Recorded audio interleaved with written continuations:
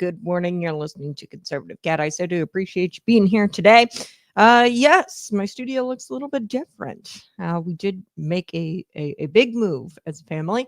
Moved to the beautiful state of South Carolina. I was in the grocery store yesterday, filling up our fridge, as you do when you move. We didn't really take a ton of condiments or anything, so I had to replace all of those.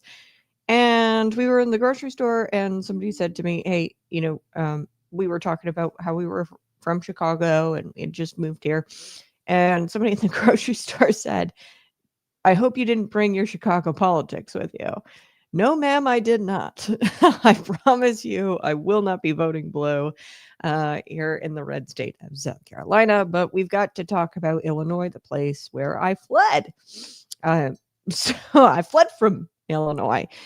Trump, he completely nuked Governor J.B. Pritzker, and families have been completely abandoned by Governor J.B. Pritzker. And this story is a great example of Governor J.B. Pritzker and the Illinois government abandoning families. Pritzker, he doesn't want to address crime. Trump completely nuked Governor J.B. Pritzker on crime. And Pritzker's response here was stupid and gay. Okay, so he's straight up lying. Turkey lies. His response to the crime and Donald Trump nuking him, blasting him over the crime in Chicago, his response was turkey lies. And I'll get to what that means here in just a few moments. I do want to talk about Jasmine Crockett making an absolute fool of herself this morning. She came up with this weird justification for these Epstein donation lies. They were just flat out lies. And she made claims that Lee Zeldin had received donations from Jeffrey Epstein. That wasn't true. And she makes an absolute fool of herself trying to justify her lie. So we're going to get to that. And then, of course, the top story today, Pete Hegseth torching these seditious six. I kind of like that term, seditious six. We've talked about this the last few times. We've been live here on the Conservative Cat Show. Pete Hegseth mocked Mark Kelly for his little uniform post. I don't know if you guys saw it on X, but he posted all of his medals and stuff and touted his experience, which I think is even worse. He's got all these medals and in this experience in the military, and you didn't know what you were doing in that video was seditious behavior. So we're going to talk about that. Plus, we're also going to talk about the White House. We've got so much to cover this morning, so you better be ready. You better have your coffee. I'm going to be talking very, very fast, like a jackrabbit, just running around. The White House, they shut down this fake news report. Okay, a lot of whispers have been going around that Kash Patel is leaving or Donald Trump is going to fire him. They shut it down with one simple photo of the White House, and we're going to talk about cabinet changes and if Donald Trump is actually going to be making any kind of cabinet changes. And, I'm not the biggest fan of Kash Patel, his handling really of the Charlie Kirk assassination, his handling of the Epstein files in tandem with Pam Bondi. Pam Bondi, floated the idea of hate speech laws. I think that Kash Patel and Pam Bondi are not my favorite cabinet members. Pete Hegseth is up there.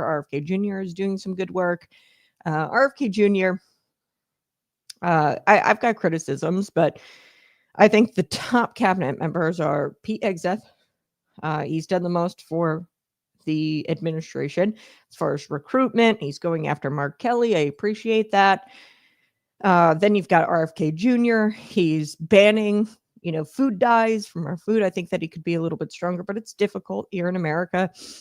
I don't buy really. It's incredible. I shop at Aldi. It's like a German company, and I don't know if they adhere to German food law or what, but the products there don't have as many ingredients, and the soybean oil and the corn syrup and corn flour. You pick up like something that wouldn't have corn flour in it at all, like an apple or something, and it's like, oh, corn flour. No, I'm just kidding. But yeah, at the grocery store, it's wild. Here in America, I mean, they get away with putting poison in our food, and it's so hard to shop. And I really want RFK Jr. to ban some of the stuff, some of the food processing But he hasn't pulled the trigger on that yet, or gotten Congress to do that for him yet. And I would want to see it go through Congress. Obviously, a sweeping executive order at the behest of RFK. Donald Trump wrote an executive order. That wouldn't be my preferred method, but we got to get the poison out of our food. And I think RFK Jr. has made some really huge steps. The Tylenol, linking Tylenol to autism, whatever your feelings about it are, he's doing something, okay, in that department. There was talk of hormone replacement therapy, and it was black box labeled for women who are undergoing menopause, and he removed the black box label. And whatever your feelings are about that, I think that it's a bigger issue. Why are women having extreme menopause issues? We need to get at the heart of that question now, as opposed to 50 years ago. Why are they having it's hormone disruptors, the food? Again, I want him to be stronger on that, RFK, but he's doing something. Pam Bondi and Kash Patel, not my favorite cabinet members. They with the rollout of the Charlie Kirk evidence, the assassination evidence, the text messages were odd. It seemed very hush-hush. It seems like we still don't really know. Seems like we don't know a whole lot about Thomas Crook still. We don't know about the second assassination attempt on Donald Trump's life. We don't know a whole lot. And you would think with the DOJ, the FBI, these are, Trump, appointees, you would think that they would want to get to the bottom of the Charlie Kirk assassination. And I know these things take time, but I don't know. I think that they could be doing better. The Epstein files, of course, completely botched. Still botched. I mean, there's a reason why everybody voted unanimously on that thing. It's not going to do anything. Okay, I've told you this before. It's not the DOJ. It's not the FBI. They've released all that they can release at this point. We're talking about sealed documents. The court has sealed them at the behest of our intelligence communities. Why they did that, I don't know. Perhaps some of these files include banking CEOs. There could be global economic fallout if names are released, or if there has to be arrests made of these banking CEOs or prime ministers of other countries. Did they seal it because it's a national security issue? And you could make the argument maybe that's exactly why. But why they sealed them, I say screw it. It all needs to come down. I don't care about the trust in the banking system. I don't care about what kind of effect this has on foreign prime ministers, being cuffed, or mutinies, in those countries happening because these foreign leaders participated in atrocities on the island. I don't really care. I know that, obviously I'm not in a leadership position like the presidency, but I mean, I guess it would be a tough call. Global economic collapse, justice for these women on the island. It would be tough, a tough decision. It's kind of like, that whole moral scenario where you've got, 3 people over here that could be killed by a train. One of them's your best friend. And then over here, you've got 10 people who you could save. And then you're kind of caught in this moral dilemma of, do I save my best friend and these 2 other people, or do I save 10 people rather than 3? So I get it. But anyway, I kind of went on a tangent there. That's what we do here on the Conservative Cat Show. Smash that like button, subscribe. Good morning, cat and chat. Appreciate you being here this morning. All right, let's get into it, shall we? Okay, a lot of bad and silly Democrat moments over the Epstein information. I want to start there from last week. A lot of just bad and silly and outright foolish Democrat moments over the Epstein information. Like I said, this is not releasing the Epstein files. I've told you that most likely at the behest of the president, Tulsi Gabbard would have to direct the courts, the judicial branch, to unseal these documents that we want, these files that we want that have been sealed due to national security. If you read the actual bill that they passed unanimously, it even protects those said documents. Okay, it's like subsection C E, where you can't touch those documents. And those are the documents we want. Those are what we want to see and what everybody's talking about. We want those names. And most likely, those are the names of foreign prime ministers and banking CEOs. And most likely, we're never going to get that information because it's been sealed by our intelligence communities and they've cited national security. Okay. So it's just silly to think that anything is ever going to come of the DOJ and the FBI at this point. It's silly that Pam Bondi made a fool of herself by giving all those binders to the conservative influencers and making a whole scene of it.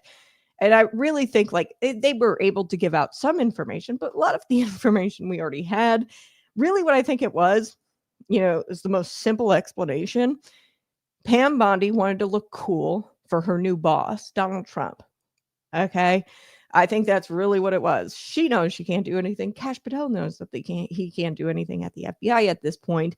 He's already been convicted. Jeffrey Epstein. These are enforcement branch. You got to deal with the judicial branch and the sealed documents at this point. But anyway, I'm just so frustrated by everybody not getting this. Anyway, so Democrats have embarrassed themselves over the Jeffrey Epstein files. Their efforts have backfired to try to connect Donald Trump to Epstein. Their efforts backfired spectacularly as the Epstein estate information revealed more Democrat connections to Epstein. So they've tried to connect Republicans and specifically President Donald Trump to Jeffrey Epstein. But the more that comes out, and the DOJ can release some information. The House Oversight Committee has released some information. The information that we've gotten so far tells me that there's more Democrat connections to Jeffrey Epstein than there ever will be of Republican connections or Donald Trump connections. Okay.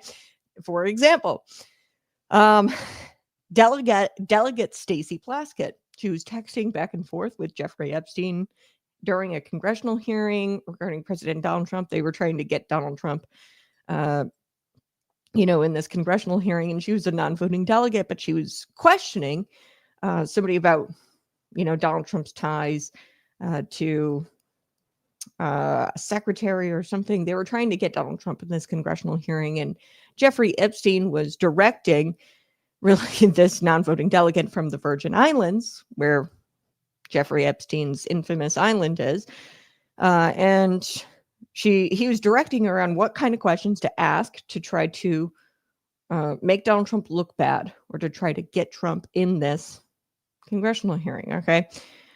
And really the left has been left scrambling. Okay. Since these text messages have been resurfaced. She also received donations from Jeffrey Epstein up until 2018. This was long after the nature of Epstein was widely reported. She claimed to have given the donations she got in 2016 and 2018 to a women's group. So she claimed that. And last week we saw a Democrat, Representative Jasmine Crockett. Okay, she's from Texas. She tried to smear Republicans, claiming that a variety of Republicans received donations from somebody named Jeffrey Epstein, but she didn't actually verify that this was the Jeffrey Epstein. Okay, the sex trafficker. Okay, so Stacey Plaskett, there's that connection there, and the texting and the donation. She's actually received it. This is truth. Verifiable. Jasmine comes out and she makes a truly wild accusation about Lee Zeldin. She said Lee Zeldin, the EPA administrator, has accepted donations from Jeffrey Epstein. That's what she said last week. Except those donations that Zeldin received weren't actually from the Jeffrey Epstein, the sex trafficker. It was a different Jeffrey Epstein. Okay, same name.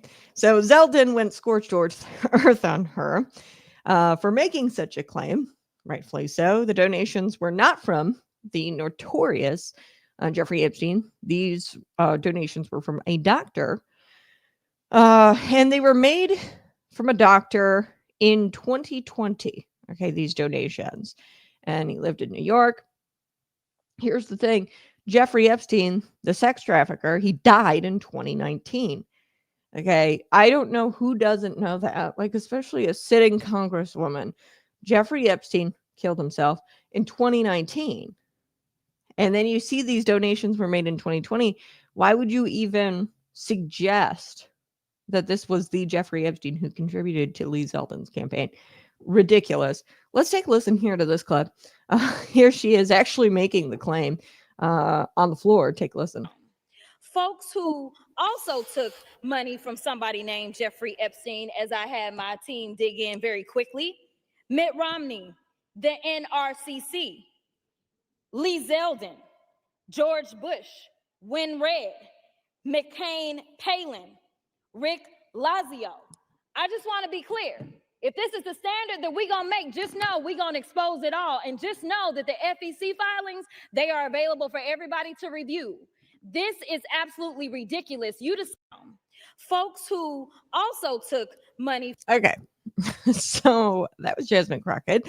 Crockett, she did not respond to the New York Post's ask for comment on her idiocy. Obviously, the Post said that they didn't find any donations to Zeldin from the notorious Jeffrey Epstein. But Zeldin, he wasn't taking the nonsense lying down. He went scorched earth on Jasmine Crockett for her slimy little effort here. And he said that the donation was actually from a physician, Dr.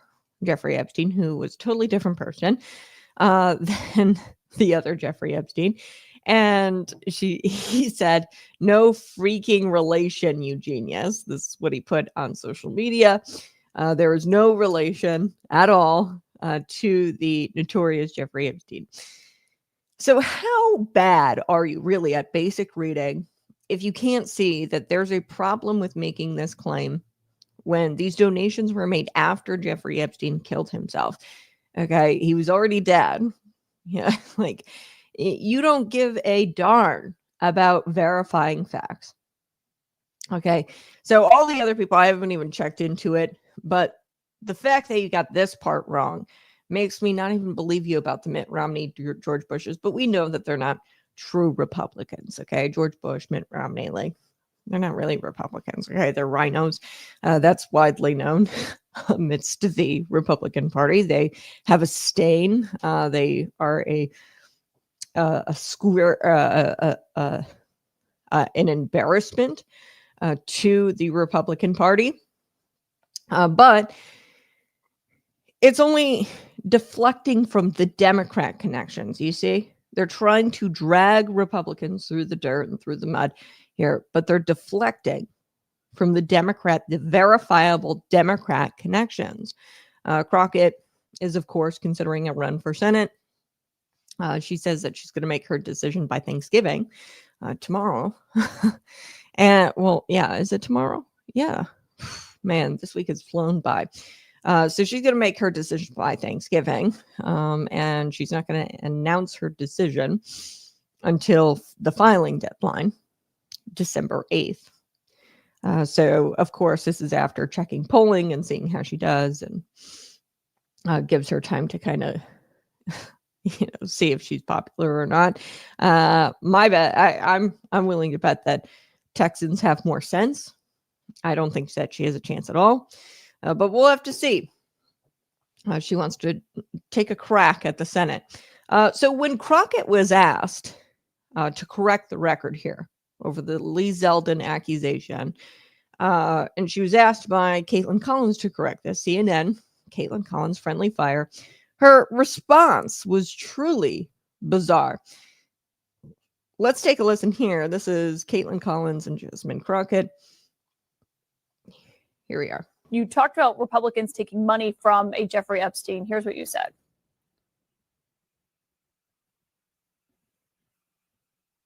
who also took money from somebody named Jeffrey Epstein, as I had my team dig in very quickly. Mitt Romney, the NRCC, Lee Zeldin, George Bush, Win Red, McCain Palin, Rick Lazio. You mentioned Lee Zeldin there. He's now a cabinet secretary. He responded and said it was actually Dr. Jeffrey Epstein, who's a doctor that doesn't have any relation to the convicted sex trafficker. Unfortunate for that doctor, but that is who donated to a prior campaign of his. Do you want to correct the record on the people that you Listen, I never said that it was that Jeffrey Epstein, just so that people understand when you make a donation, your picture is not there. And because they decided to spring this on us in real time, I wanted the Republicans to think about what could potentially happen, because I knew that they didn't even try to go through the FEC. So my team, what they did is they Googled, and that is specifically why I said a Jeffrey Epstein. Unlike Republicans, I at least don't go out and just tell lies. Because it was not the same one, that's fine. But when Lee Zeldin had something to say, all he had to say was it was a different Jeffrey Epstein. He admitted that he did receive donations from a Jeffrey Epstein. So at least I wasn't trying to mislead people. Now, have I dug in to find out who this doctor is? I have not. So I will trust and take what he says, is that it wasn't that Jeffrey Epstein, but I was not attempting to mislead anybody. I literally had maybe 20 minutes before I had to do that debate. Yeah, but people might see that and say, well, you're trying to make it sound like he took money from I did not know. a registered sex offender. No, but I literally did not know. When you search FEC files, and that's what I had my team to do, I texted them and I said, listen, we're going up. They are saying that she took donations. Right, but someone might say, well, your team should have done the homework to make sure it wasn't the convicted sex trafficker. Within 20 minutes, you could not find that out, not from just doing a quick search on FEC. So number one, I made sure that I was clear that it was a Jeffrey Epstein, but I never said that it was specifically that Jeffrey Epstein, because I knew that we would need more time to really dig in. Oh, wow. Oh my gosh. This is crazy, folks. Lies. Unlike the Republicans, I don't lie. It is undisputed that Plaskett, and all Republicans have done is really to show the Stacey Plaskett connection to Jeffrey Epstein and the donations there. That is not a lie. It's verifiable fact. I don't know what Jasmine Crockett is talking about here. She says, quote, and just because it wasn't the same one, that's fine. You claimed he got donations from a sex trafficker, okay? Wild claims require proof, wild evidence, okay? And an insane amount of evidence. Insane claims require an insane amount of evidence. Like, that is a rule of thumb. She claimed Zeldin did admit that he received donations from a Jeffrey Epstein, so at least I wasn't trying to mislead people. Is she serious? Come on. She claimed that because she said a Jeffrey Epstein, and it took her 20 minutes, to dig into it and to look into the question. She admitted, I didn't know. So it's cool, I guess, Jasmine, to spread nonsense. And you haven't even checked it out. You haven't verified it. You didn't have enough time to verify it. Not to mention, it doesn't take much time to figure out that the donation came from 2020 and he died in 2019. Okay, he was dead. So it probably wasn't him. Okay, this is the wildest thing I've ever heard from Jasmine Crockett, and that's saying something. Now, she added just a little bit more craziness to the whole thing with this comment about Plaskett's texting. She claimed Jeffrey initiated the contact and he hadn't been convicted of a federal crime, so it's okay to be exchanging text messages, not just exchanging text messages. I want to be clear, taking direction from Jeffrey Epstein onto as to what questions to ask during the congressional hearing to try to get Donald Trump. If anything, this proves that Jeffrey Epstein and Donald Trump had a adversarial relationship. Jeffrey Epstein was directing Democrats on their line of questioning in congressional hearings surrounding President Donald Trump. Take a listen. Take her off of her committee because he decided to text her. Stacey didn't initiate that chain. Jeffrey initiated that chain, and she took the information. Just like if somebody texts me. Yeah, but she was responding and saying, what are you talking about? Quick, I'm up next. And then her questions were about Rona. But do you think that was inappropriate? I mean, would you text with someone who is a registered sex offender about what you should ask? I honestly know that he had never been convicted of any federal crimes at that time. But he had been in jail already. And He had been got a in plea jail. deal. And my deal is this. The Republicans are constantly texting with a 34 count convicted felon. So if it's okay for them to text him at any point in time, then I'm not going to say that that's right or wrong, especially to the extent that you're talking about kicking someone off their committee. Were they sexting? Was it a matter of her being involved in the pedophilia? No, it was nothing like that. She was trying to understand. Let's say Jeffrey Epstein said, you know what? I have these pictures, these salacious pictures, because I know. Okay. No, they weren't sexting, but they were definitely cozy with each other. I mean, I think she had said something about he had said something about how she looked good, and she was kind of, quippy back with him. And I mean, borderline flirtatious behavior back and forth between Stacey Plaskett and Jeffrey Epstein, if you want my opinion. But yes, of course. Wow. Epstein was convicted. Oh, she goes, oh, he wasn't convicted of a federal crime and it's okay. Yeah, but he was convicted of a state offense, okay, by February of 2019 when Plaskett was doing the texting back and forth. So moreover, the alleged Epstein sex trafficking, okay, had been widely reported at that point. He wasn't convicted of that, but it was widely reported that he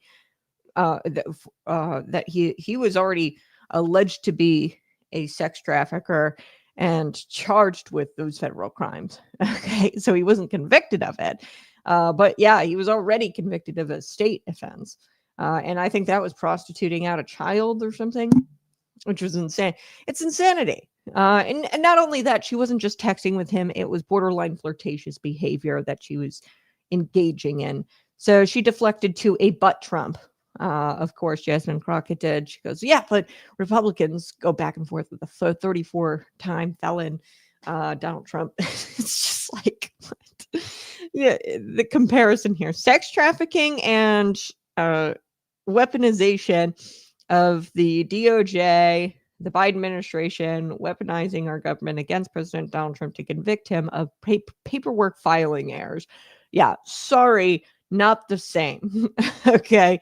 The butt Trump defense was very pathetic. And Jasmine, it is not the same. Sex trafficking, prostitution of a child. Donald Trump was convicted of what would typically be misdemeanors. But the government was weaponized against him because he was a political candidate or a political opponent of the Democrat Party. And the Democrat Party was then in power. And they threw the book at him over paperwork filing errors. So the Epstein Files resolution has been passed by Congress, signed by President Donald Trump. Like I said, I'm not ecstatic about it because it was unanimous for a reason, folks. Let's use our noggins here. It's unanimous for a reason.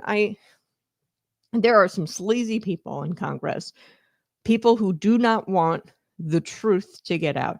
And they all wanted the truth to get out. They all wanted the files unsealed. No. Okay. They know that the DOJ has got zip, zilch, nada. They know that it would be Tulsi Gabbard and our national intelligence communities that would require them to go and unseal the court documents. The court has sealed them. They know that this has nothing to do. The DOJ's got nothing left. They might have some, but really what we want, which are the names, those are sealed by our intelligence communities, and we can't unseal them without the direction of the president, really, to unseal them. So, yeah, they're stuck here kind of making wild defenses like this. The Democrats don't have this issue to wail about because obviously President Donald Trump has done everything that he can do up to this point. I think that he could do more by directing our national intelligence communities to unseal those. But even then, it's a hurdle. And, I'm not briefed on what that looks like. Okay, what names are actually on that list? And would it cause global economic collapse? Perhaps, and maybe that's why they remain sealed. Do I think that's right? No. If I was in their shoes, I'd say, yeah, the whole thing needs to come down. Okay. But Yeah, Democrats lost this talking point when President Donald Trump encouraged the House and Senate to pass a bill to release files and release all the information that they can up to this point. Now, the question would be the unsealing of these court documents, and should we unseal those? And does the president know about those? Has he been briefed? And are they keeping them sealed for a reason? That is where our attention needs to kind of turn to. But at this point, they've kind of lost the talking point, the Democrats, because Donald Trump has been very forthcoming, honestly, about the Epstein files. And these were sealed not under his presidency. Okay, mind you, these were sealed under the Biden presidency. Biden, those documents were sealed. Okay, so anyway, we'll have to see what comes out of the DOJ. The more information we get, the better. But I don't think that we're going to get the information, if you know what I mean. Anyway, Kamala Harris also weighed in on this Epstein thing. She always seems to be just a bit off in knowing what to say. Word salad, Kamala Harris. Just hours before he was about to sign it into law, she commented and called on President Donald Trump to release the files. Okay, but this was just hours before he actually signed it. And he said that he was going to sign it as soon as the House passed it unanimously. And then it went to the Senate briefly. And they said that they were going to pass it unanimously, somewhat unanimously. Clay Higgins, he didn't vote for it in the House. So it's like she wasn't in the loop, Kamala Harris. We already know that Trump was going to release the files, and she was a day late, okay, to all of it. And, what's funny here is that she was touting his power as the head of the executive branch. I want you to take a listen to what Kamala Harris had to say about the releasing of the Epstein files, and she called on President Donald Trump to release them. He is up to a point, like I said, but take a listen. How I feel about the Epstein files. I think it is, again, just another, the current president's statements most recently about this are another example of him attempting to gaslight the American people. And I say that because all of a sudden he is saying he'll wait to see what Congress does. Since when? All of a sudden now he's waiting for Congress to greenlight what he will do or wants to do? Come on. Yeah. So release the files. Release the files. He is the president of the United States. He is the head of the executive branch. He has taken unilateral action without concern about the three co-equal branches of government on almost everything he has done. So release the files. So not true. Anyway, so prior to the House even taking a vote, Donald Trump took to Truth Social and called on Congress to vote the way they vote, to vote it for the release. He goes, fine, you guys need to vote for the release, and then I'll sign it. Did she not know that he had already called for Congress to release them prior to the vote? Okay, so Trump noted when he signed the bill that Epstein was charged under President Donald Trump in 2019. Okay, charged under him, and that the DOJ had already released a lot of information to Congress. Okay, but I have a question for Kamala Harris. Okay, why didn't the Biden-Harris team release the files?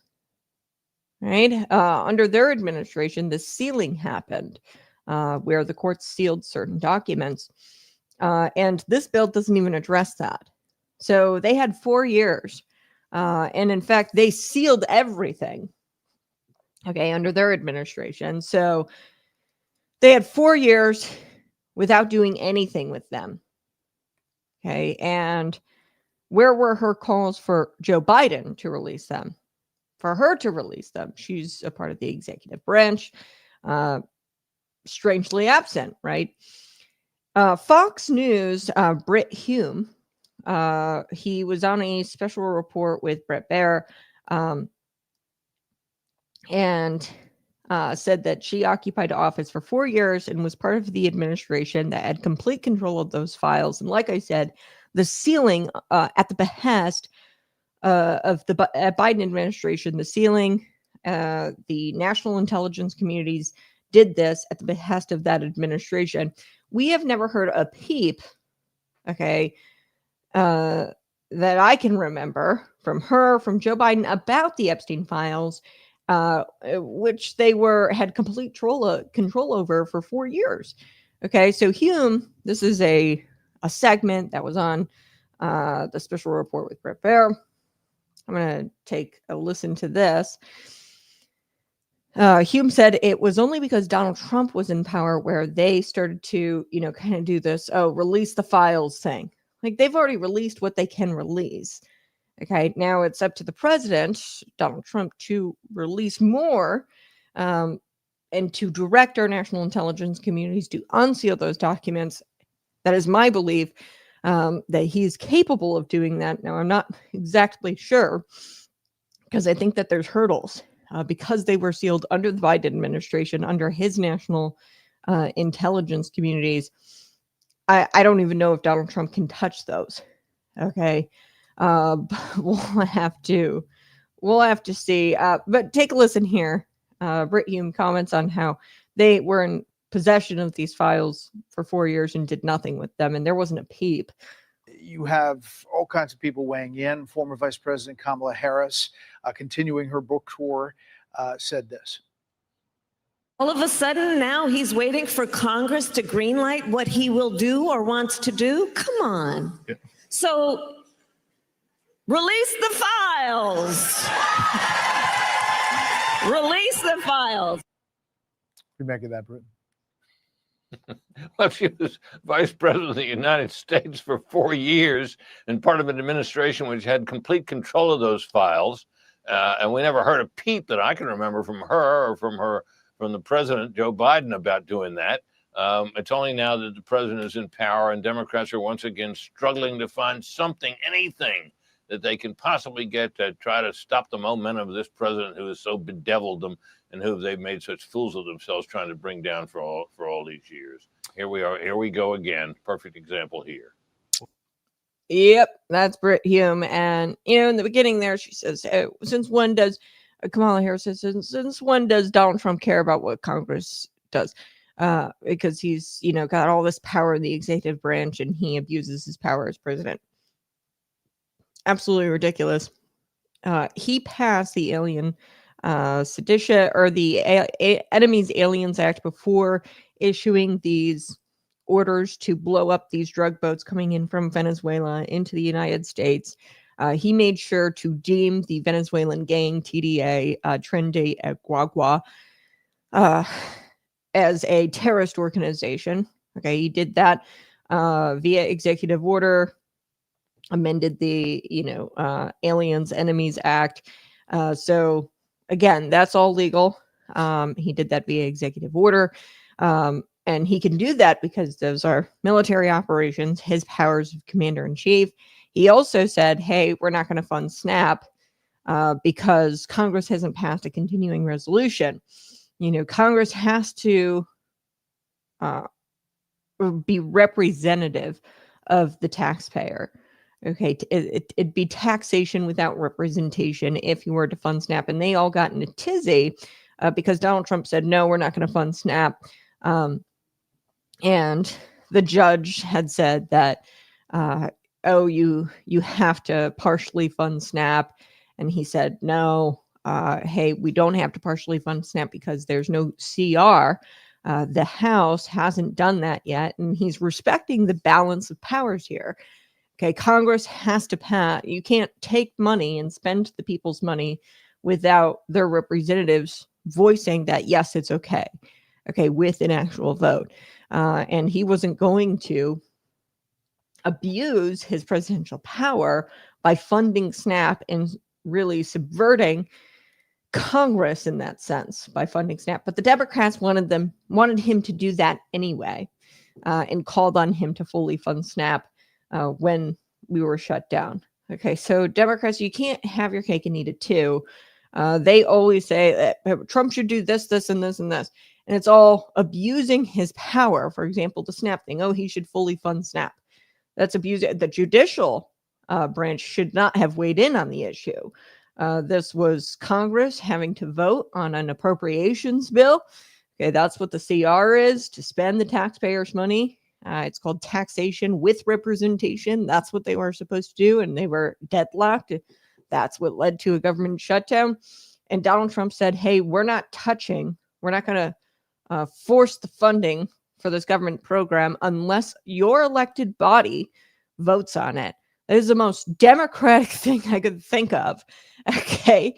But anyway, here, Harris has no real credibility when it comes to talking about Jeffrey Epstein, because under the Biden administration, they sealed all kinds of things and never talked about Jeffrey Epstein. She's got no credibility, especially now, everything that has come out from the House Oversight Committee, from the DOJ up to this point under President Donald Trump's first term and under his second term. She's got no credibility because Democrat connections are coming out of this information that we're getting. Okay. And they have been all over, these Democrat connections have been all over what's been released so far. So bottom line regarding Trump, with all they've done to try to get him and connect him to Jeffrey Epstein, if there had been anything there, okay, we would have already seen it come out. Okay, so we'll have to see what the DOJ records reveal, what's left at the DOJ records, because like I said, under the Trump administration, both times, first term, second term, we've seen a variety of things, okay, including items from Epstein's estate. The GOP-led House Oversight Committee got those out there, okay, items from Epstein's estate. James Comer, the Oversight Committee chair, has been trying to get the financial records and to release the financial records from Epstein from banks like JP Morgan, okay, and documents from the Virgin Islands. Okay, we've gotten emails back and forth from JP Morgan execs and Epstein. We've seen a lot. There's also Clinton depositions that are yet to come. So there's some more that could be coming out from the DOJ. But I think what everybody wants are names. And I think that certain names have been sealed by our national intelligence communities. They were sealed by the Biden administration. And, the unsealing of that, I don't even know if that's in Donald Trump's, because you're not supposed to step on the toes. Like a rule of thumb in executive branch presidency, you're not really supposed to step on the toe of prior presidents' decisions regarding national security and military operations. So the commander in chief, and they're supposed to be given really a lot of power when it comes to military and national intelligence to protect the nation. Now, if they abuse that power, and I believe in this case they did, the Biden administration sealing those, that's on them. Obama, the drone strikes killing Americans. I think that there have been presidents who have abused that power when it comes to military operations, national security. The Patriot Act, okay, that was an abuse. Congress passed that, but there's been abuses of powers when it comes to national security, because, hey, this is for your safety. And they pitch it as, oh, this is for your safety. But they don't tell you the truth, and they're not transparent. And that's what's happened here. So I don't even know if Donald Trump can really get those names unsealed because, like I said, there's a balance of powers here. It's no longer in the executive branch's hands, really. It's in the judicial branch because the courts have sealed them. Now, they did that at the behest of the national intelligence communities, the NIA, or the director, Tulsi Gabbard, of national intelligence. She would be the one, I think, to unseal those. But I don't even really know if Trump can do that because it happened under a prior administration. So I don't know. There's more to come. James Comer was threatening prosecution if they didn't comply, the Clinton depositions, if they don't finally comply. So the financial records and the Clintons, might provide some interesting information, but I still don't think that it's going to release any kind of names. Those I think have been sealed up. So smash that like button, subscribe to the channel. We're going to be right back. I'm going to take a quick break. But we're going to come back to Mark Kelly. Senator Mark Kelly has responded to the Department of War statement. He posted an image displaying his military badges, his ribbons, his medals, his awards, and he insists that he will not be intimidated. And then he reminded the Secretary of War, Pete Hegseth, of his service to this country. Okay, so we're going to get to Mark Kelly here on the other side. You're listening to Conservative Cat Show. Smash that like button.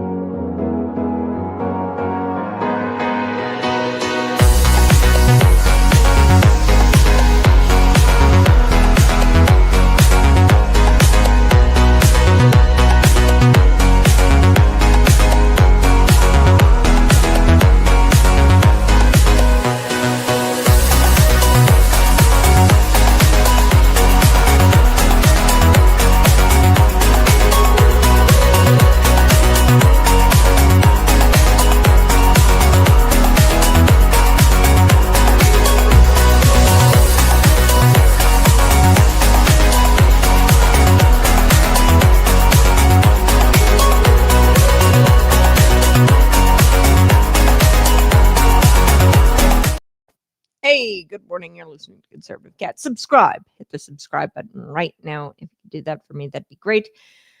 Oh boy. So we've got Senator Mark Kelly here responding to the Department of War. He put this out on social media. He said, if this is meant to intimidate me and the other members of Congress from doing our jobs and holding this administration accountable, it won't work. See, and that's the thing is your job as a congressman or member is not to hold the Trump administration accountable. And it's very telling that that is his belief. No, your job is to represent the people. And the people very loudly spoke in November of 2024. And they said they wanted Donald Trump. Okay, so your job is to represent the people in your district. But Kelly wrote on X, he goes, I've given too much to this country to be silenced by bullies who care more about their own power than protecting the Constitution.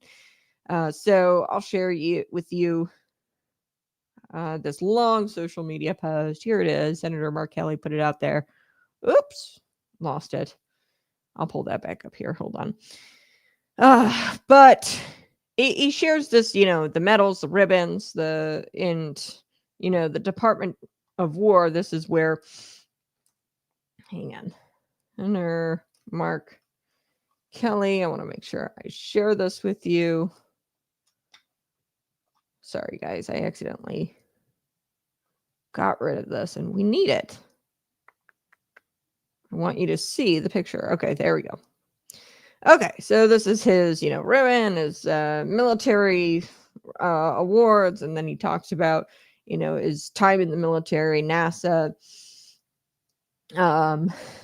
He is combat experience and yada, yada, yada. So this is what he shares, okay, in response to the Department of War issuing a statement saying that they're going to look into the allegations of misconduct against Senator Mark Kelly. He's a Democrat from Arizona, by the way. Following this video, the video was called Don't Give Up the Ship. Very funny and ironic that they used that 1800s slogan. It's a saying from the 1800s, and it derived from a captain during the War of 1812. He said, don't give up the ship to a young soldier as he's, bleeding out from canister shot during this battle with the Brits. Because the Brits weren't taking us seriously as a young nation. And then, that young military guy, his name was Oliver, goes on to win this great victory in the War of 1812, one of the largest victories of the War of 1812. And yeah, I find it ironic because this is all about Donald Trump blowing up boats that of countries who don't take our country seriously when we say, hey, stop trafficking fentanyl into our country. We don't want your Chinese fentanyl. You do it, we're going to blow you up. Okay. So what Donald Trump is doing is reminiscent of the War of 1812. And they were trying to use the War of 1812 against President Donald Trump in this case. So the statement contends that Kelly's actions are serious and that further action against him is under consideration. Those actions may include a court-martial. The Department of War has received serious allegations of misconduct against Captain Mark Kelly. The official statement read, Kelly, as our listeners know, as you know, as a conservative listener, and Elise Slotkin, you've got Chrissy Houlihan, Maggie Goodlander, Jason Crow. These are all former military or intelligence officers. They encouraged our current troops and our current intelligence officials to defy legal orders. Okay, and the problem is that there's a vast difference between manifestly illegal orders and those whose illegality is debatable. Okay, so they say that these are illegal orders, but it's quite literally just manifested in their brains. Goodlander, Houlihan, Crow, Kelly, Slotkin, they've manifested these orders to be illegal in their screwed up brains. Okay, now the illegality of these orders is debatable, questionable, and the fact that they're questionable means that the military members, the current military members, have to follow them. Okay, because people don't know this, you have to follow illegal orders or what's questionably illegal and lawful orders when you're a member of the United States military. Okay. Now, if they're blatantly illegal and there is no question, and that your commander or your a high-ranking officer, even the commander of chief, asks you to commit a crime, and it's not even debatable, then yeah, you might get away with not following that order. Okay, so they're refusing to obey an order. They're encouraging people to refuse to obey an order, and it's questionable if it's illegal. I don't think it's questionable. I think it's very clear. And they haven't even really talked about what orders they're talking about here in this video. I'm assuming that it's about the Venezuelan drug boats and the striking of these Venezuelan drug boats coming to the United States. And I've already explained 1798, the Aliens Enemies Act, via executive order. Donald Trump used his powers as the president to issue that executive order to amend the Aliens Enemies Act of 1798 to include TDA as a foreign terrorist organization. Okay, which gives him the ability to strike these boats. Okay, because they've been deemed enemies of the country. It hasn't been deemed illegal. Those strikes by a court. In other words, these service members can't simply say that they feel, the immigration enforcement that's happening in blue cities, which might be what they're talking about, that the military helping ICE officers is illegal. Just because they feel that is unlawful, that doesn't mean that you can encourage our current military members to walk away from those orders. Okay, it has to be deemed unlawful. And these lawmakers are trying to encourage impressionable service members to defy these orders and really to incite treasonous behavior. So let's take a look. This is the official statement, by the way, from the Department of War, talking about how they're going to be looking into the serious allegations of misconduct and that there's been an investigation launched into Mark Kelly. Let's take a listen to this. Alyssa Slotkin admits Democrats lied about Donald Trump issuing illegal orders to the military. This is Alyssa Slotkin. Here we go. JD Vance shared this out on X.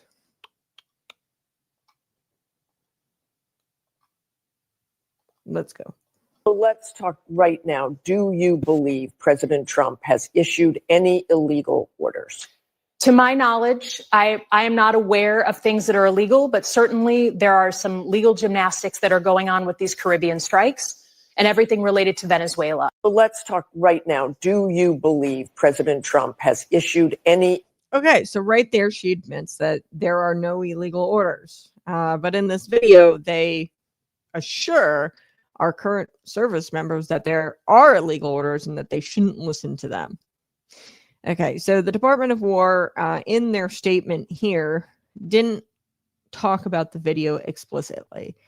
Okay, but it does cite that the UCMJ to explain, but cites a UCMJ to explain the ramifications Kelly might face. Okay, so here's what the statement says. In accordance with the Uniform Code of Military Justice, then they cite a law, okay, and other applicable regulations. 10, what is it? USC 688 and other applicable regulations. A thorough review of these allegations has been initiated to determine further actions, which may include a recall to active duty for court-martial proceedings or administrative measures, they write in the statement. This matter is being handled in compliance with military law, ensuring due process and impartiality. Okay, so further comments make it clear that this investigation concerns the video. People were kind of like wondering if this had to deal with the video. I think that it does deal with the video, the investigation, reminding military retirees that they are subject to the same laws that prohibit actions intended to interfere with loyalty, morale, good order, and discipline of the armed forces. Okay, so they say, quote, in this statement here by the Department of War, all service members are reminded that they have a legal obligation under this statute to obey lawful orders, and that orders that are presumed to be lawful.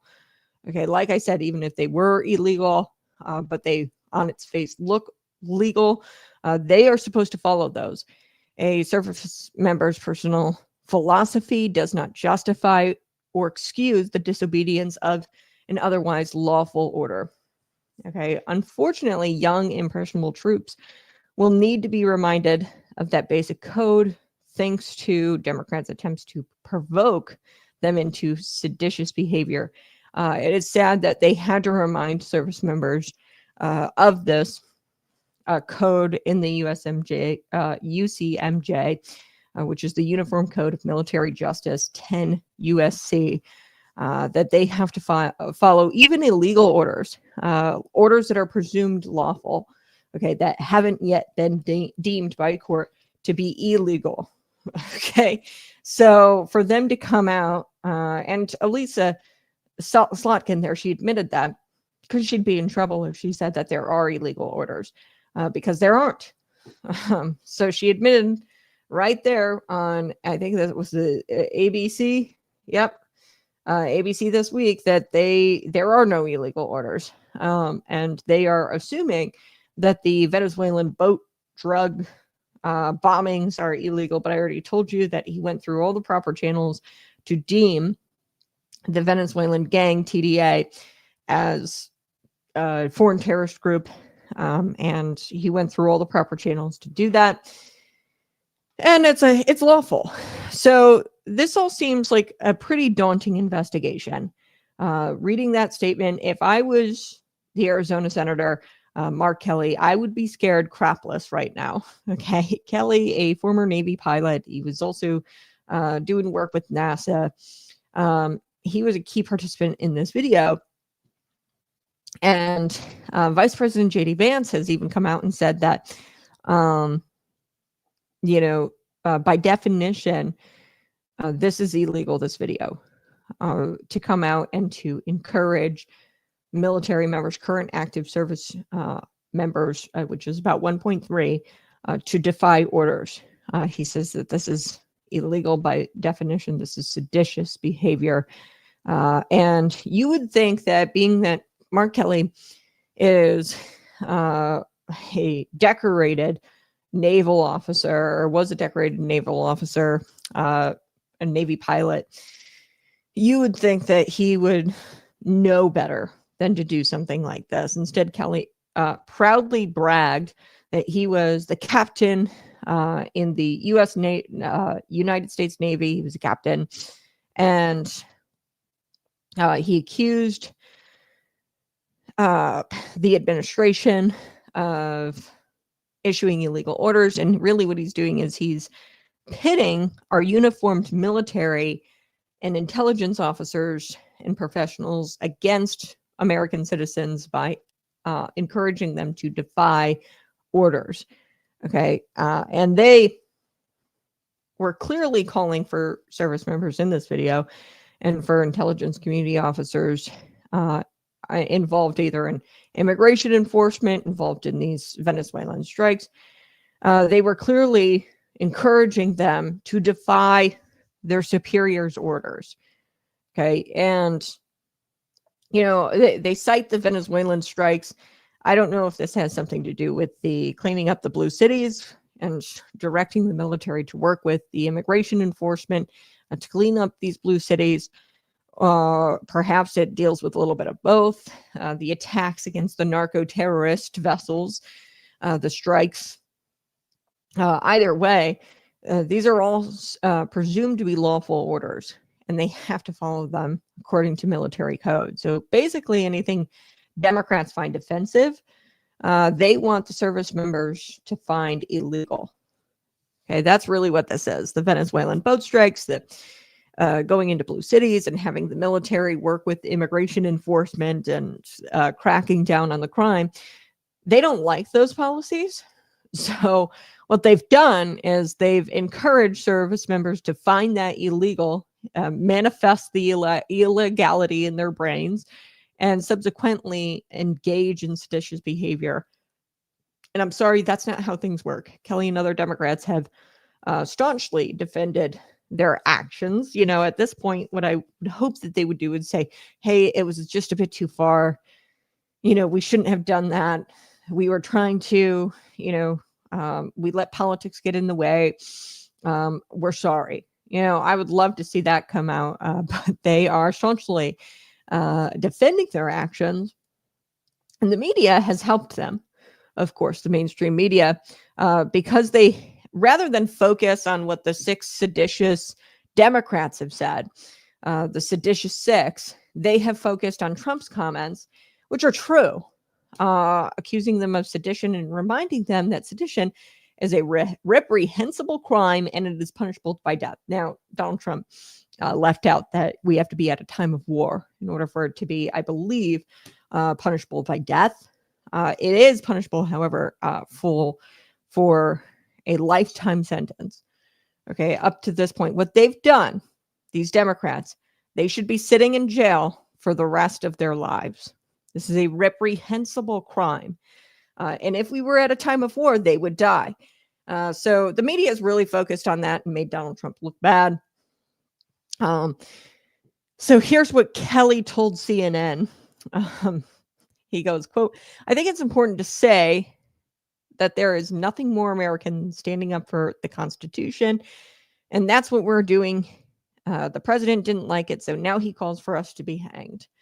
That is what he said on CNN. He says, "Your continued threats will not intimidate me, keep me from doing my job," he wrote on X hours before the DOW, the Department of War, announcement that they were going to be launching an investigation into the guy. So, like I said, he thinks his job is to get Donald Trump. He's not there to represent his district or the people. He is there to get Donald Trump, and that is what he believes his job is, and to pit our military service members against their superior. So this has been an incredible miscalculation on the senator's part. I think that they were trying to score cheap political points with their supporters in their districts. And I feel bad, honestly, because if Pete Hegseth is serious, and we're going to get to the Secretary of War, Pete Hegseth, and what he's had to say about the whole thing. But if he's serious, Mark Kelly and these other former military members and intelligence officers, they might have just thrown away their entire military careers and thrown them into an incinerator. And that sucks because they probably did do great things while they were in the military. But the seditious behavior is going to throw that all away. And why would they throw that all away, that career, to score cheap political points now that they're congressmen? All right. So Secretary of War Pete Hegseth, he responds to all of this on social media.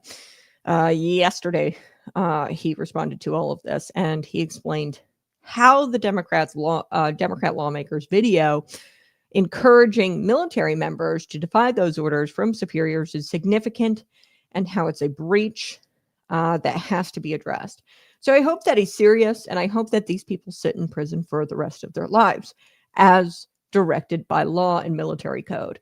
But Hegseth, he criticized heavily the video made by Chris Deluzio, Chrissy Houlihan, Maggie Goodlander, Jason Crow, Senators Elisa Slotkin and Mark Kelly, and they are the Seditious Six. I'm going to be referring them as the Seditious Six from now on. And he said that the message was despicable. That's what Pete Hegseth said. And the secretary explained why the video carries a different weight for those in the military or in the intelligence community. So if you or I were to go out and encourage military members to defy orders, whether legal or illegal or presumed legal law orders, if you or I were to go do that and we aren't military members, it doesn't carry as much weight. But because these people are former military members, this is really bad. And they're going to they've thrown away their entire military careers. And I hope that they sit in prison for the rest of their lives. So in the military, vague rhetoric and ambiguity undermines trust and creates hesitation in the chain of command and erodes cohesiveness, this cohesion. And this is what Hegseth says on X, that you have to be a unit, okay? And you are destroying this unity in the military by vague rhetoric, and you're purposely trying to undermine the trust and create hesitation in the chain of command. Okay, so Hegseth says this on X. The military already has clear procedures for handling unlawful orders. It does not need political actors injecting doubt into an already clear chain of command. As veterans of various sorts, the Seditious Six knew exactly what they were doing, sowing doubt through a politically motivated influence operation. And he said the Department of War won't fall for it, and we won't stand for it. And I hope he's serious about that. And up to this point, I've said that I really like Pete Hegseth, RFK Jr., what they've done. I think that they are the most productive members of the cabinet, unlike Pam Bondi, Kash Patel. I don't think that they're very productive at all. Nor should they. I don't think the Department of War should stand for this, and I think that they need to be serious in their investigation into Mark Kelly and the others. So this is what Pete Hegseth responded on X. I'll throw that up there. Hegseth notes that none of the 6 lawmakers in the video have been able to specifically identify what illegal orders they were talking about or referring to. For that matter, they haven't been able to name a single order they think that is illegal and provide what order they're talking about since posting the video. And in fact, you've got Elisa Slotkin coming out there and saying that there are no illegal orders. Given the opportunity during an interview on This Week with George Stephanopoulos. Elisa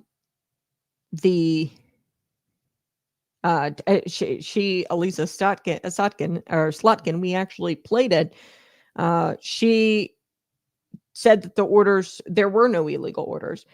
Here's what she said: to my knowledge, I am not aware of things that are illegal, but certainly there are some legal gymnastics that are going on with these Caribbean strikes and everything related to Venezuela. It's pretty damn clear, by the way, that these are not illegal because of the 1798 Aliens Act, and there was an executive order that deemed TDA as a terrorist organization, and that allows the president to conduct military operations against these enemies of the country. Okay, so Jason Crow, likewise couldn't pinpoint any unlawful orders.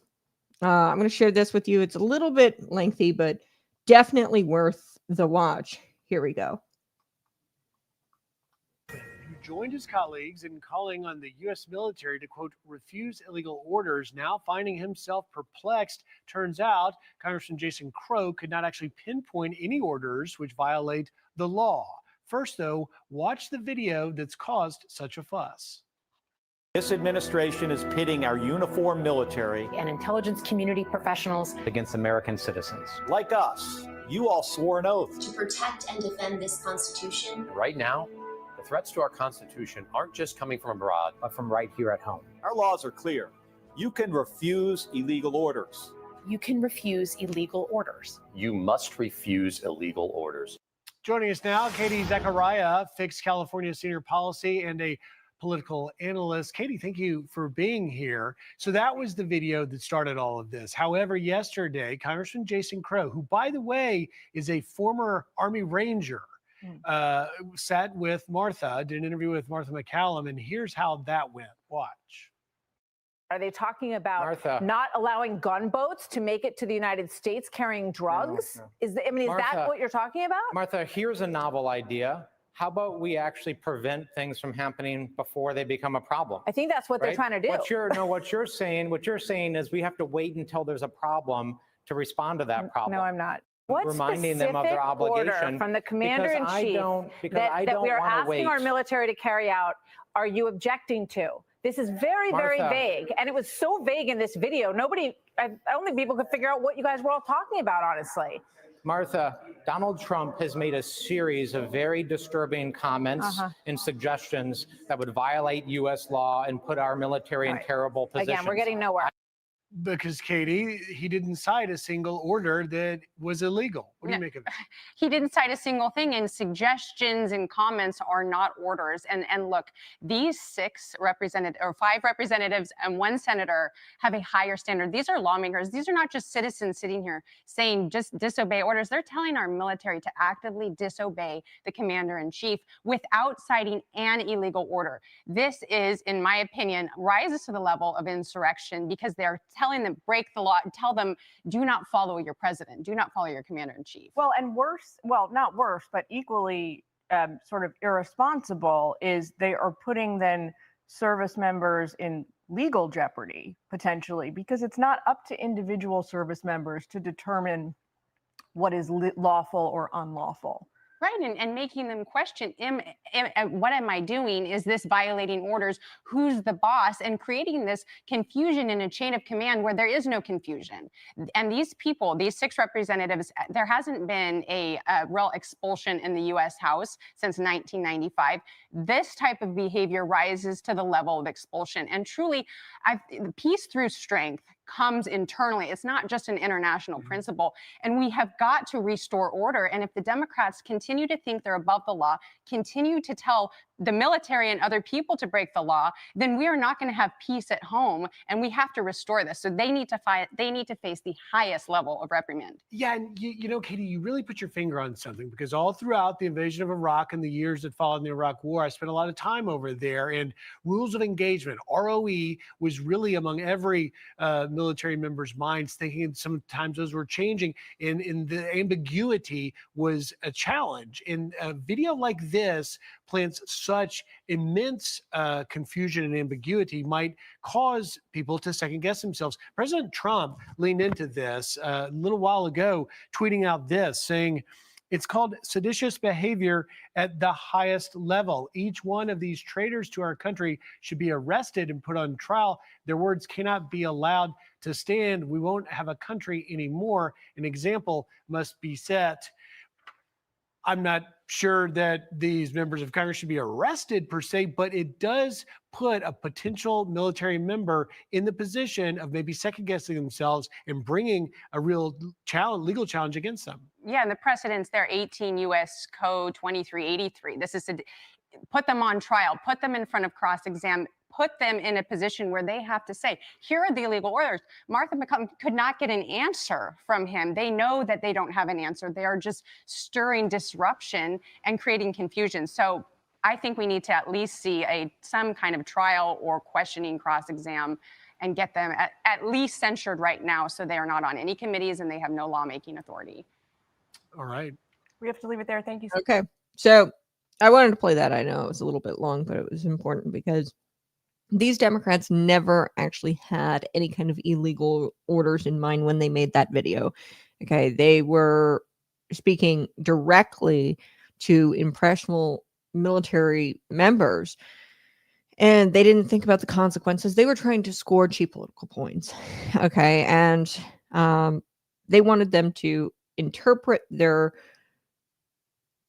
certain actions from the commander-in-chief for themselves. Okay, and that is a big no-no in the military. Okay, interpret these orders for yourself, which is not their job. They are supposed to listen to their superior. There's a chain of command. Vice President J.D. Vance says that in and of itself, the video, putting out a video as they're all former military members. They're not superiors, anybody's superior. Putting out a video itself and encouraging the military members to take on this interpreting action is in and of itself unlawful. So actions such as immigration enforcement in these blue cities, cleaning up blue cities, crime in blue cities, and or defensive maneuvers against narco terrorists. This is not really up for interpretation of a low-level military member. Okay, these are actions by the president, orders from the president, and you are supposed to follow them pretty much blindly.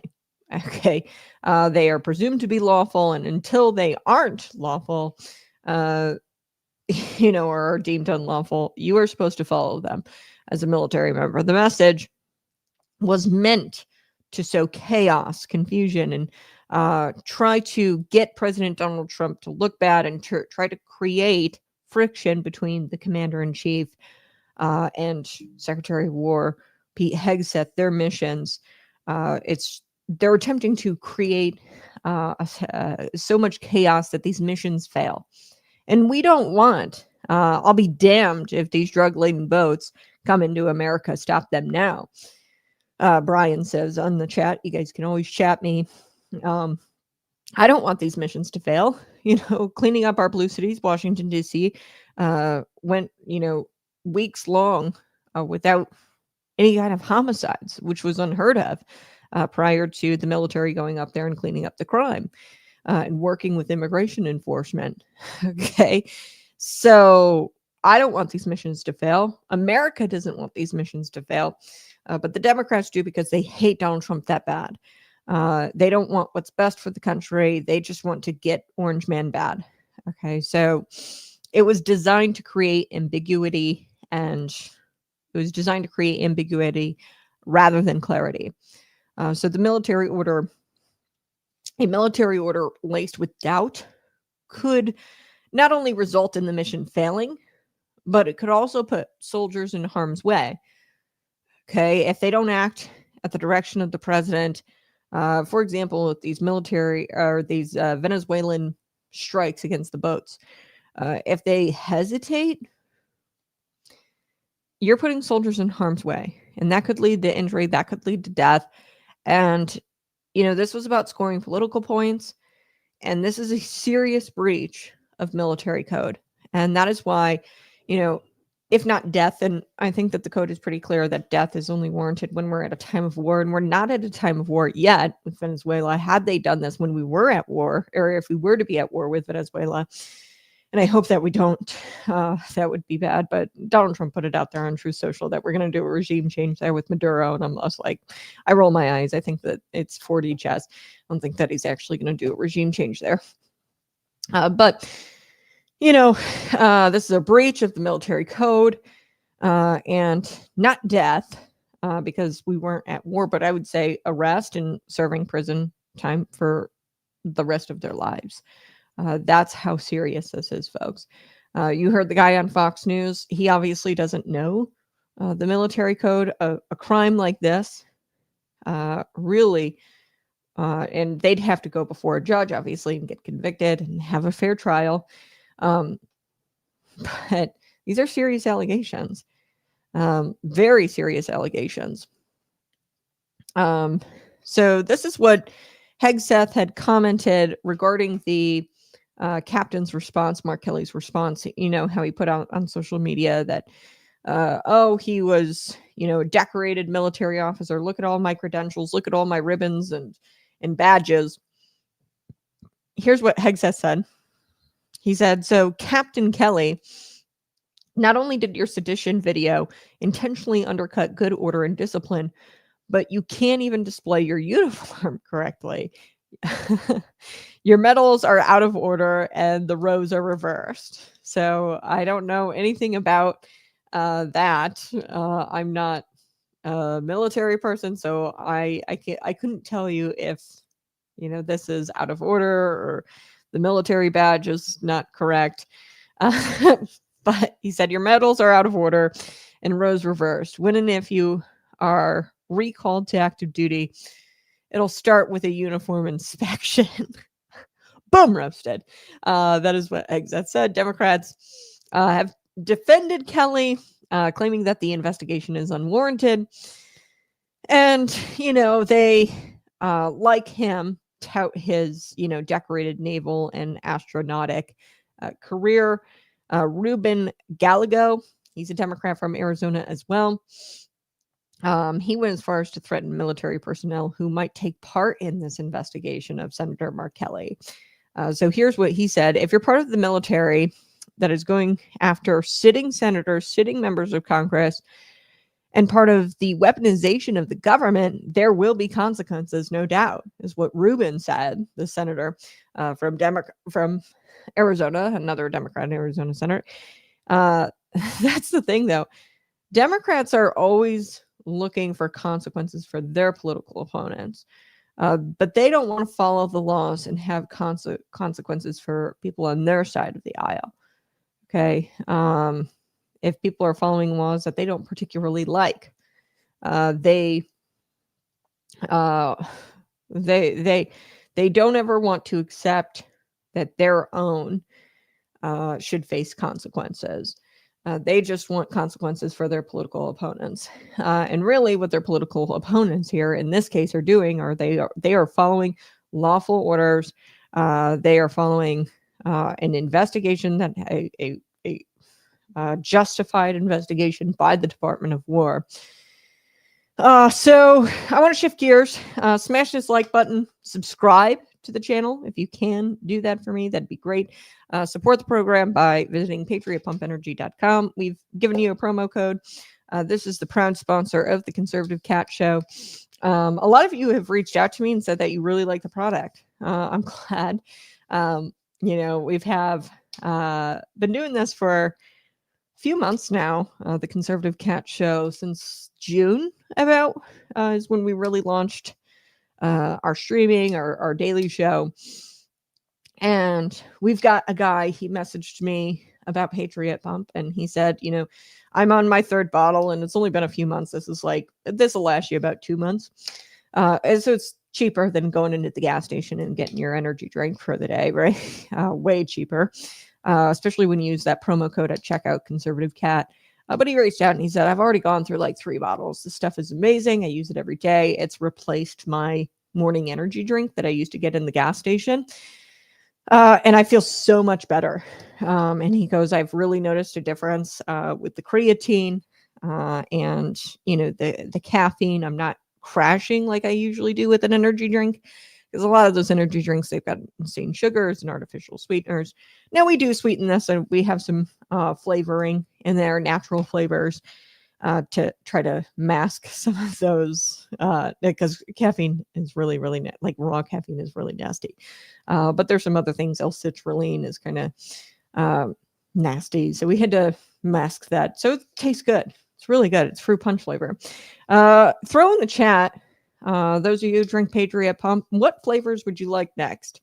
Blue raspberry, citrus flavor, whatever flavor you guys want us to make. That's our goal in 2026.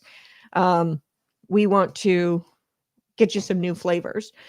So it's a tough blend to make, and we do it all right here in America.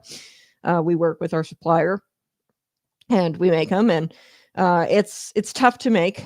But we put the effort into the blend. We researched what works together well. The black pepper extract, a lot of people don't know that.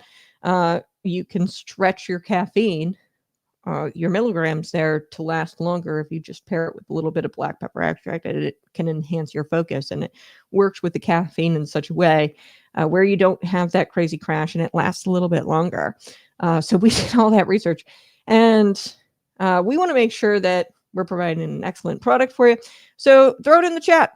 Lemon or lime, please. Yes, I'm drinking some Patriot Pump right now. It's delicious. I do like it. Obviously, I'm pregnant. And there's 150 milligrams of caffeine in there. So it's hard for me to drink this because you can't just stop at 1 glass, right? Or 1 scoop. I think 2 scoops is the full 150 milligrams. But I've had to take a break because of the pregnancy, but I will be back on it definitely for those newborn mornings or newborn late nights. I will be back on it here shortly. So, all right, it's a day that ends in Y, which means the liberal news outlets, they are reporting fake news about the President Donald Trump administration and them being in turmoil, such turmoil. You know, the administration, Donald Trump's going to fire everyone. Okay. So the latest comes from MS Now. This is formerly known as MSNBC, but they've rebranded as MS Now because they're failing like most mainstream media.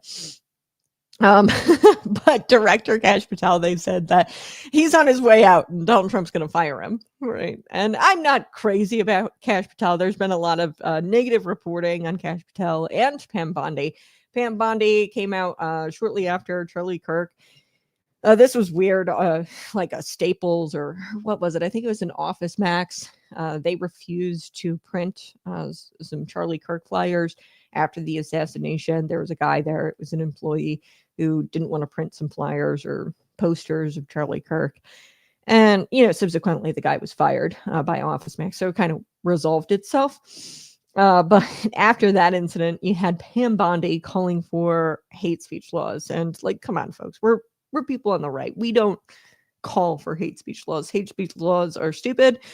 And, you know, Pam Bondi, she's just not.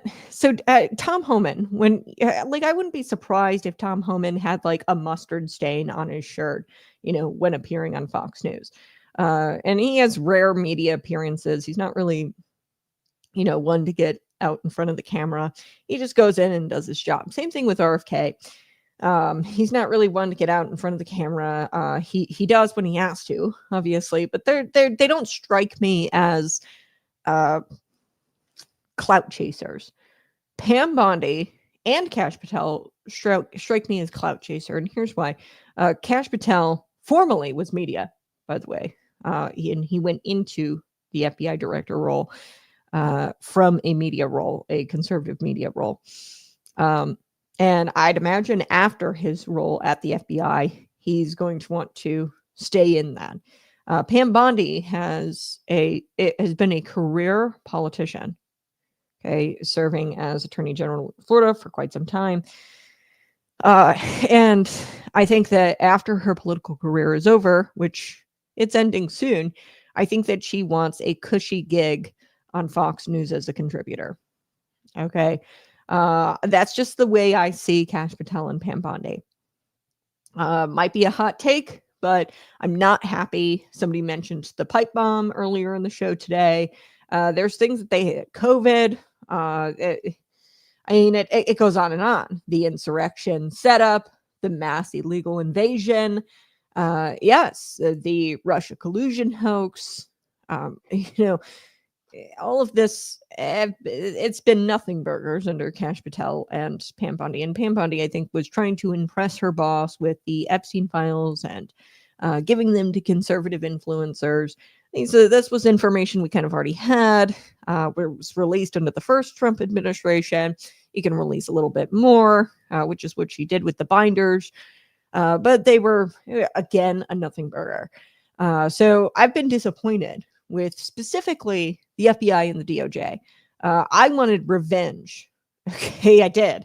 I want to know more about the pipe bomb, January 6th. I want to know more about the COVID cover-up, the Wuhan lab leak, and Fauci's role in paying for research, gain-of-function research there. I want people in cuffs. I do. Okay. And they haven't delivered. Okay. But there was a headline from MSN Now. And they said President Donald Trump is considering removing Kash Patel as FBI director. I wish. No. Kash Patel's okay, but I want more. And maybe I'm an extremist, but I want more. I want Fauci in cuffs. I want to find out who that J6 bomber is, the pipe bomb. I want to find more about the Russia collusion. I want Clinton in cuffs. I want Obama in cuffs. And they're not doing it. Maybe I'm an extremist and maybe it's just wishful thinking. But I thought that they were going to do that, and they haven't. But here's the headline. They're considering removing Kash Patel from FBI director in the coming months, as he and his top aides have grown increasingly frustrated by the unflattering headlines Patel has recently generated. White House Press Secretary Caroline Leavitt saw the article, and she responded with something pretty clever, by the way. She said it's fake news. When she responded in a clever way, she posted a smiling photo of the two men, Kash Patel and Donald Trump, and it has gone viral. So let's take a look here. There we are. Here's the photo. It's gone viral. Yeah, he's not getting rid of Kash Patel. Here's what Leavitt said on social media. She said, "This story is completely made up. In fact, when this fake news published, I was in the Oval and President Donald Trump was there meeting with the FBI director, Kash Patel. And I read the headline and I said to the president, and I said this to the president, and he laughed and he said, 'What? That's totally false. Come on, Kash, let's take a picture and show them that you're doing a great job. Don't believe the fake news.'" So Caroline Leavitt, she posted this photo, and it's pretty great. They shouldn't be lying and saying that Kash Patel is going to be ousted as the FBI director. Would I, as somebody on the right that's been disappointed by the DOJ and FBI, the Charlie Kirk assassination, the rollout of those text messages was weird. They could have done a better job with that. I wouldn't mind seeing Patel replaced. It's funny. The two positions, I wanted Dan Bongino to be the FBI director, and I wanted Matt Gaetz to be in Pam Bondi's role as Attorney General. So, but here you can see both men smiling. This is classic Donald Trump. The fake news comes, this fake news that Kash Patel is going to be ousted, just days after the White House had to shut down a separate report, CNN report, claiming that Trump was going to shake up his cabinet. Okay, the president reaching his 1-year mark of his second presidency, that he's going to replace members of his cabinet. And to that story, Leavitt also said this is 100% fake. And we've told CNN repeatedly that this is not happening, that we are not changing up the cabinet. And they still wrote this story because their ratings are dying and they have to thrive off drama that doesn't exist. The truth is, President Donald Trump couldn't be happier with his cabinet. Shame on you. Okay, so the CNN report was this: the White House is preparing for possible turnover in the cabinet after Donald Trump reaches the 1-year mark of his term. So not only do you have the mainstream media pitting the military against the commander-in-chief, saying, oh, the commander-in-chief, Donald Trump, he wants to hang members of Congress because they disagree with his illegal orders. You know, you got the media shilling for these seditious six, but they also want to create infighting, okay, in the cabinet. Like, this is so disgusting because we have to have a functioning cabinet. We can't have them fighting with each other, or this, these headlines causing adversarial relationships amidst cabinet members. We can't have that as a country. And these people are just anti-American, CNN. And MS Now, okay? They said in the report, at least one of the agencies could see a major change, the Department of Homeland Security. And then, of course, in their piece, their headline was, Trump officials prepare for potential cabinet shakeup after 1-year mark. And they claimed that multiple people familiar with the discussions said that there's going to be a shakeup in the cabinet. And as Levitt said, that this was 100% fake and that the president couldn't be happier with this cabinet. Good on Donald Trump and his team for finding a way to shut down this report, and not like a lesser administration, a lesser cabinet would start to fight with each other. And I think that's truly what the goal is here. CNN, MS Now, what they want to do is they want to create infighting. Much like these seditious six want to create adversarial relationships between the military members, the lower ranking military members, and their commander-in-chief, their superior. They want to create those adversarial relationship here, and hesitation and chaos. They want to do the same thing here amidst our cabinet and the president. And they're trying to pit them against each other. So sometimes a picture is truly more powerful than words. Sharing that picture with Kash Patel and Donald Trump, that was definitely the case here. That picture is stronger than words could ever be. So, ladies and gentlemen, patriots and prayer warriors, welcome to the Conservative Cat Show. I want to shift gears. We've got to talk about Illinois today because this is fascinating. Your Thanksgiving turkey is cheaper, by the way. And J.B. Pritzker is trying to blame the Thanksgiving prices on President Donald Trump because President Donald Trump totally burned him. Okay. So today we're talking about President Donald Trump, yes. And then we're going to talk about the Thanksgiving pardoning the turkey, and I'm going to share a clip with you. But here's what's going on. Governor J.B. Pritzker fired back at Donald Trump nuking him really on crime amidst the CTA, the Chicago Transit Authority, scandal where this guy was arrested 72 times, burned this woman, attempted to burn her alive. From what I understand, she's alive. Beautiful girl, 26 years old. Such a tragedy. Now Governor J.B. Pritzker is talking about tweaking the Safety Act. Oh, it only took a woman burning practically to death on a train for you to give a damn. Or to tweak the Safety Act, but whatever. Governor J.B. Pritzker, in response to this nuke that Donald Trump released on crime, and he commented on the Chicago crime, he fires back JB with something so stupid and gay. He says that it's Donald Trump's fault that your grocery bill is higher. And it's not, okay, because we deal with facts and figures, not feels. Reels over feels, okay? So grab your coffee, let's go. President Donald Trump stood outside the White House flanked by his children, cameras, the turkey, and then he talked about Chicago crime being out of control. Let's take a listen to this clip. Here we go. And I want to thank the National Guard. I want to thank Pete Hegseth. The job you've done here is incredible. And I hear you having the same kind of success in Memphis, Tennessee. we had an even worse situation. And Memphis crime is down 64% in 3 weeks.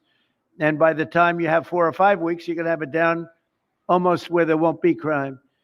And we could do that in Chicago, by the way, if they would let us. If the mayor, who's a low IQ person, but he should understand this. This is a very serious thing. You saw all the crime that took place last night, the night before. The woman with the burning, they burned the woman.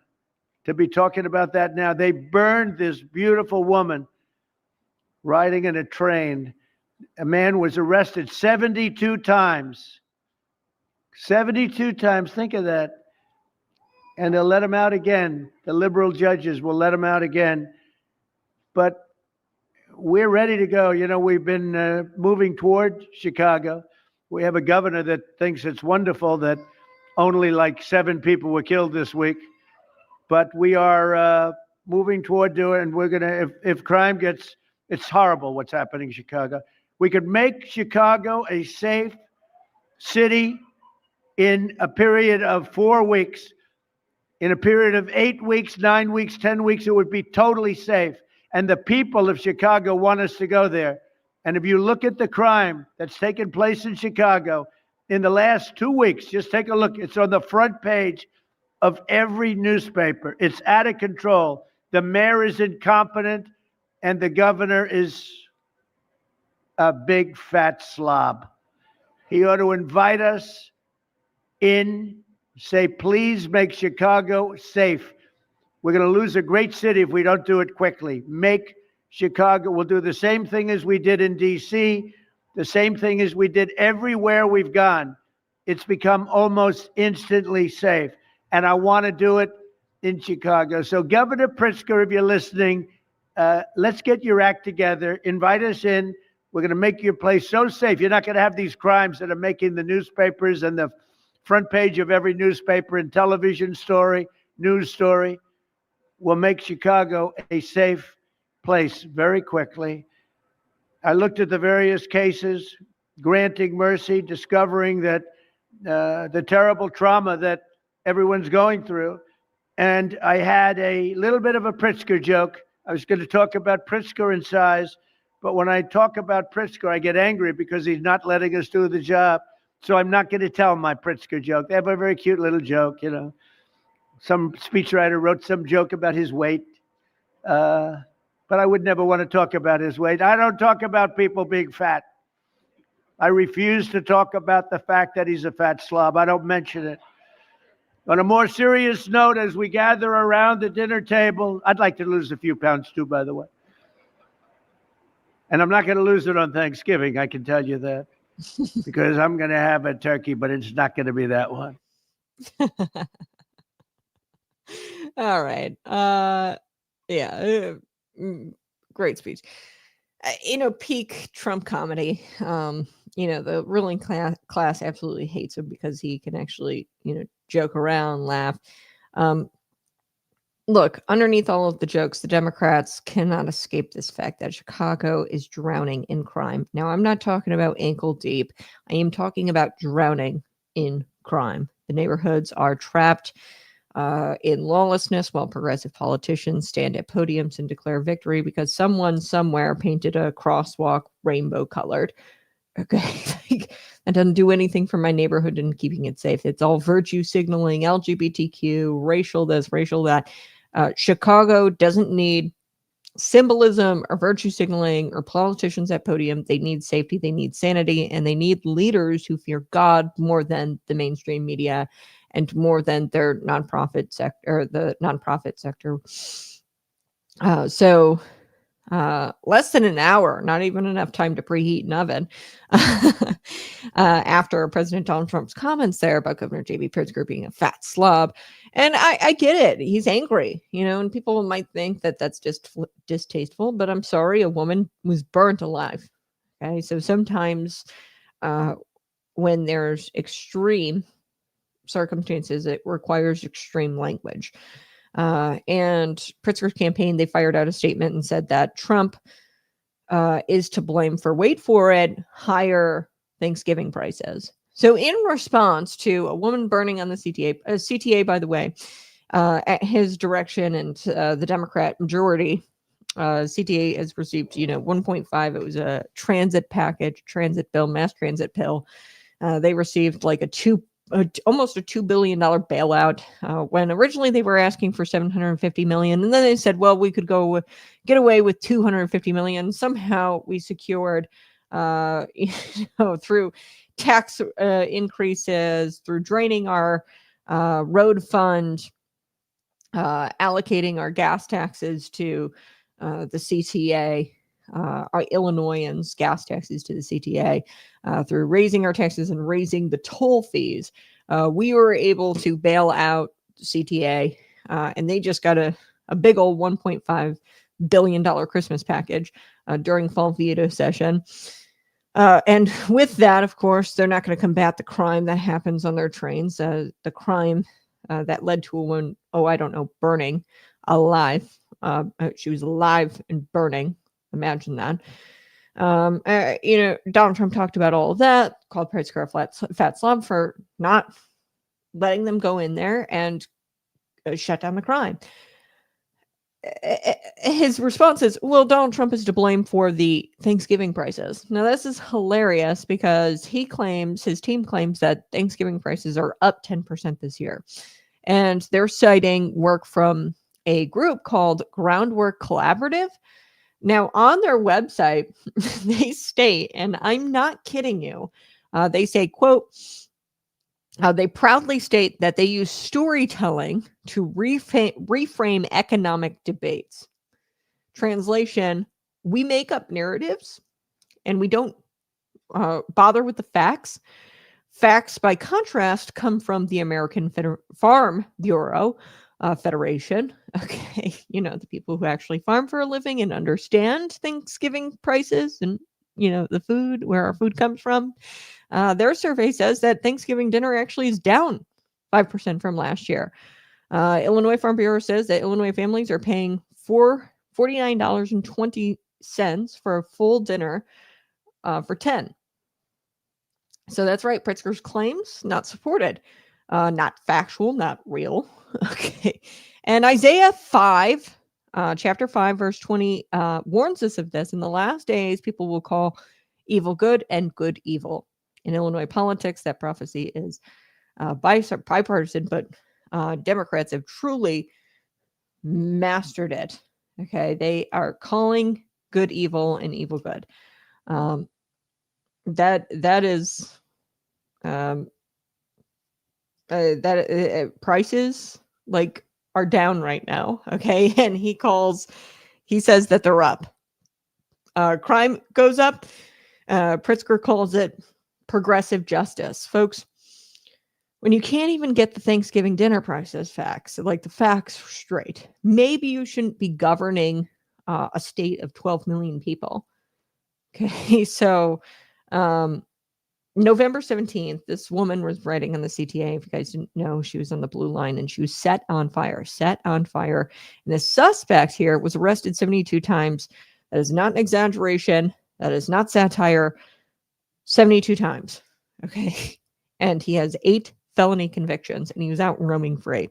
And this is what happens when progressive judges follow this ideology in the Safety Act. And now Governor J.B. Pritzker, amidst this news, has talked about tweaking the Safety Act. Well, it's a little too late. The woman's already burned up, and she will never be the same again, this beautiful woman. And the prosecutors care more about restorative narratives than human lives. Okay. When governors like Governor J.B. Pritzker sign no cash bail laws and turn Illinois into a playground for career criminals, they care more about restorative narratives than actual justice in human lives. And that's evident by him signing the Safety Act into law. So the White House official statement on this woman burning said it plainly. The man released on electronic monitoring, which he repeatedly violated, and still nothing, no consequences until he allegedly lit a woman on fire. How far gone is the justice system when a man can break the law 72 times and still enjoy freedom more than the average tax-paying Illinois citizen. Like, we don't get financial freedom here in the state of Illinois. And, I've warned you about this for years. Crime, when the state stops punishing crime, crime punishes the people. We are not safe. Okay. We are not free. The criminals are free, but this woman 26-year-old woman who's burned, she wasn't free to travel and to go on the blue line. So Romans 13 says that the government holds the sword for justice, not to protect criminals, and not to enable lawlessness, not to virtue signal. When a woman burns on a public train, what happened on that CTA train is a result of progressive policy. It was no accident. It was no fluke. This is a result. And Governor J.B. Pritzker signed Safety Act in front of the camera crews, cheering him on. And Donald Trump said, hey, look, we could make Chicago safer, but you fat slob, you're not making it to where we can go in and make it safer in 8 to 9 weeks. That's all he needs. It's not impossible to have a safe Chicago. And if you give the federal government authority over the gangs, over the trafficking networks, and really this is their domain anyway. I don't know why you're fighting so hard on this. Trafficking networks, it's definitely FBI, federal government. Chicago would see the fastest crime turnaround in American history. I know it.